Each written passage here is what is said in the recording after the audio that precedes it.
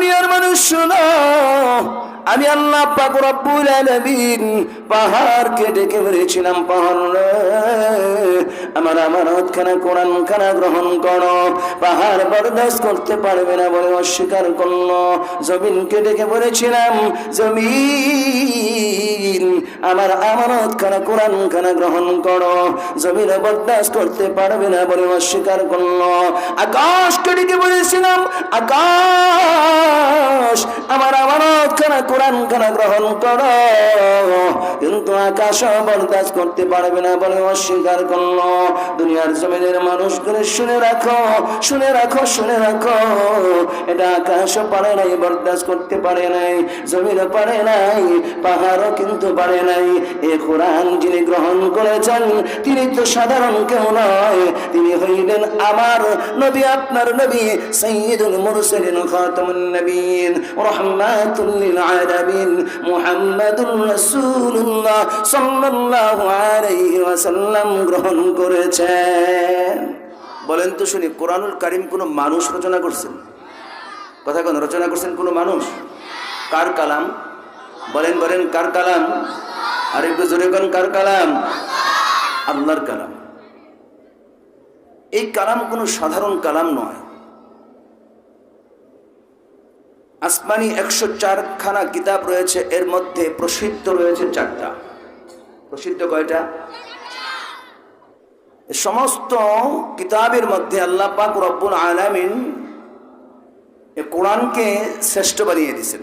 সুবহানাল্লাহ। কোন আজকে এই রজনীতে এই প্যান্ডেলের ভিতরে যে লাইটগুলি জ্বলতেছে, আধার থাকার কারণে, কি থাকার কারণে? জোরে কোন, কি থাকার কারণে? আধার থাকার কারণে। যখন আগামীকালকে পূর্ব আকাশে সূর্য উদিত হবে, তখন কি এই লাইট থাকবে? জোরে কোন, থাকবে? থাকবে না। ঠিক তেমনি ভাবে যখনই আল্লাহ পাক রব্বুল আলামিন মানুষের হেদায়েতের জন্য, মানুষ আল্লাহ ভোলা মানুষগুলিকে পথের দিশা দেখানোর জন্যে, জান্নাতের পথ দেখানোর জন্যে কোরআনুল কারীমকে মুহাম্মদুর রাসূলুল্লাহ সাল্লাল্লাহু আলাইহি ওয়াসাল্লামের উপর দিলেন। কার উপর নাযিল করছেন? মুহাম্মদুর রাসূলুল্লাহ সাল্লাল্লাহু আলাইহি ওয়াসাল্লাম। এই কোরআন কি কোনো সাধারণ জিনিস মনে হয়? এটার ভার আছে না, ওজন আছে না? অনেক ওজন।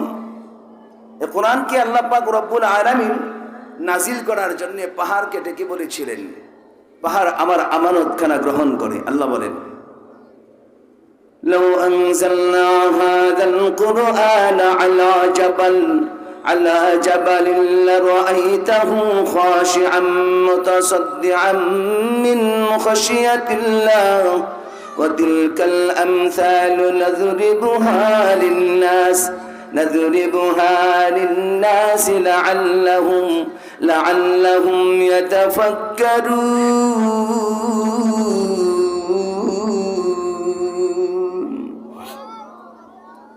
আল্লাহ পাক রব্বুল আলামিন বলেন, দুনিয়ার মানুষ শোনো, আমি আল্লাহ পাক রব্বুল আলামিন যদি কোরআনকে পাহাড়ের উপর নাজিল করে দিতাম, তোমরা দেখতে পাইতা আমার কোরআনের ভারে, আমার কোরআনের ভারের কারণে এই পাহাড়গুলি ধুলি তোলার ন্যায় হয়ে যাইত।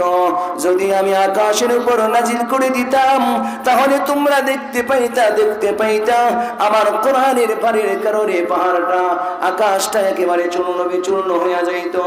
যদি নাকি আমি এই কোরআনকে জমিনের উপর নাজিল করে দিতাম, তাহলে তোমরা দেখতে পাইতা এই কোরআনের ভারের কারণে জমিনও ফাটিয়া চূর্ণ বিচূর্ণ হয়ে যাইত। সুবহানাল্লাহ কয় না? তাহলে কোরআনটা কি কম দামি জিনিস নাকি? আল্লাহ পাক রব্বুল আলামিন বলেন, সুবহানাল্লাহ কোন, আর একটু জোরে কোন সুবহানাল্লাহ। তাহলে এই কোরআন কি সাধারণ কোনো কোরআন, সাধারণ কোনো কিতাব? ও দুনিয়ার মানুষ শোনো, এই কিতাবটা এমন একটা দামি কিতাব, এই কিতাবের সাথে যারা সম্পর্ক গড়ে দুনিয়ার জমিনের মধ্যে তারাই দামি হয়ে যায়। সুবহানাল্লাহ কোন, আর একটু জোরে কোন সুবহানাল্লাহ। এই কোরআনের সাথে যারা সম্পর্ক করে ওই সমস্ত মানুষগুলি কিন্তু দামি হয়ে যায়। শুধু তাই নয়, কোরআনের সাথে একটু লাগিয়ে থাকার কারণে মুসলমান আপনি তাকায়া দেখেন কোরআনটাকে পড়ার জন্য রাখিয়া পড়ার জন্য একটা রেহাল কিনা হয় কি হয় না? রেহাল বানানো হয়। ওই রেহালটার দাম হয়তো বা 50 টাকা 100 টাকার বেশি হবে না। এই রেহালটা কোন কাঠ দিয়ে আপনি বানাইলেন? এই রেহালটা বানিয়েছেন যখন নাকি কাঠ আপন কাজে লাগার পরে অতিরিক্ত হয়, উচ্ছিষ্ট কাঠ, ফেলে দেওয়া কাঠ, এই কাঠটাকে এনে আপনি যখন কোরআনের জন্য রেহাল বানাইয়া ফেললেন, আর কোরআনটা যখন রেহালের উপর বসলো, ওই কাঠের তৈরি রেহালটা আল্লাহ পাক রব্বুল আলামিন ফেলে দেওয়া কাঠটাকেও দামি বানায়া দেয়। সুবহানাল্লাহ কয় না? যদিও কম দামি, যদিও তার দাম কম, ফেলে দিয়েছিল কাঠটাকে, কিন্তু যখনই নাকি কোরআনের সাথে লেগেছে, কোরআনের সাথে লাগার কারণে আমার আল্লাহ পাক রব্বুল আলামিন এই কাঠটাকে দামি বানায়া দিয়েছেন। আল্লাহু আকবার কোন। ও দুনিয়ার মানুষ শোনো, ওই কোরআনকে ঢাকিয়ে রাখার জন্য একটা কাপড় দিয়ে একটা কভার বানানো হয়।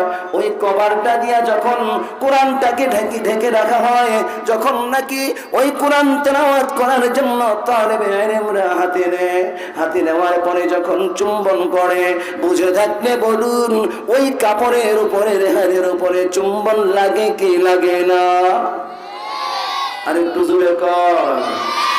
দুনিয়ার মানুষ শোনো, আমার আল্লাহ পাক রব্বুল আলামিন বলে দিয়েছেন, দুনিয়ার মানুষরে এই কোরআনের সাথে সম্পর্ক যদি তুমি লাগাও, জানিয়া রাখো এই কাঠটা ফেলে দেওয়া কাঠ কিন্তু কোরআনের সাথে লাগার কারণে দামি হয়ে গেল। এক টুকরা কাপড়, এটাও ফেলে দেওয়া কাপড়, কোরআনের সাথে লাগার কারণে কাপড় যদি দামি হয়, তাহলে তুমি জানিয়া রাখো আমি আল্লাহ তো তোমাকে তামাম পৃথিবী, আসমান তথা জমিন তথা জমিনের উপরে, আবার জমিনের নিচে, আকাশের উপরে আকাশের নিচে, সব জায়গার মধ্যে যত মাখলুক আমি আল্লাহ বানাইলাম, সব মাখলুকের চাইতে তোমাকেই তো দামি করে বানাইলাম। তাহলে তুমি কেন দামি হইবা না?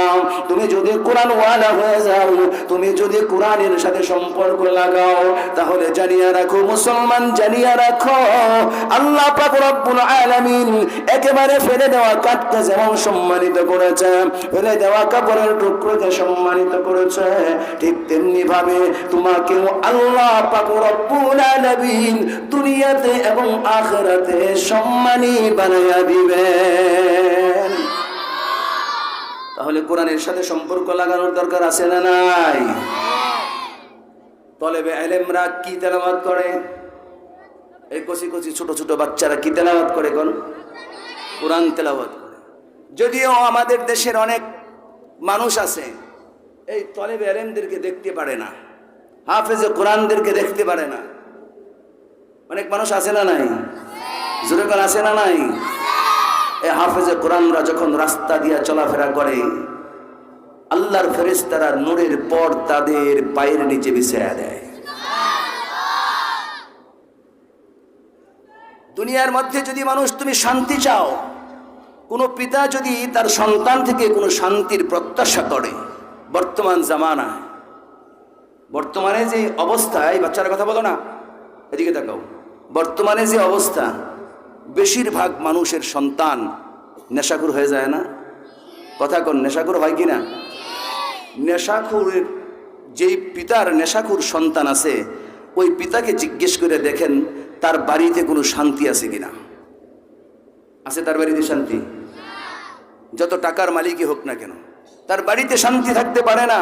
ও মুসলমান, তুমি যদি তোমার সন্তানের অত্যাচার থেকে রেহাই পেতে চাও, তুমি যদি তোমার দুনিয়ার জমিনের মধ্যে শান্তির তালাশ করো, শান্তি পেতে চাও, তুমি যদি আখিরাতের মধ্যে আল্লাহ পাক রব্বুল আলামিনের কাছে দামি হতে চাও, তাহলে জানিয়ে রাখো দুনিয়ার জমিনের মধ্যে তোমার সন্তানকে যতক্ষণ পর্যন্ত দিন শিক্ষা দিবে না, যতক্ষণ পর্যন্ত কোরআন ওয়ালা বানাবে না, ততক্ষণ পর্যন্ত তোমার কলিজায়, তোমার সন্তানের কলিজায়, তোমার সংসারের মধ্যে শান্তি আসতে পারে না, শান্তি আসতে পারে না। এজন্য শান্তির প্রত্যাশা যদি কেউ করে, সম্পর্ক যেন কোরআনের সাথে লাগায়। কিসের সাথে? জোরে কান, কিসের সাথে? কারা কারা কোরআনকে মোহাব্বত করে একটু হাত তুলে আল্লাহকে দেখাই। নারে তাকবীর।